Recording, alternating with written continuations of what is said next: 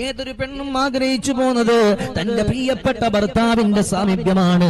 ഇല്ലെങ്കിൽ പണ്ട് S A Jameel എഴുതി പാടിയതുപോലെ മലക്കല്ല പെണ്ണെന്നത് വല്ലാത്തൊരു വാക്കാണ്, മനസ്സിൽ വെടിവെച്ചൊരിരട്ട കൂടൽ തോക്കാണ്, മാനാഭിമാനമുള്ള പുരുഷന്റെ നേക്കാണ്, മറുപടി പറയാനോ കഴിയുന്നതുമാർക്കാണ്.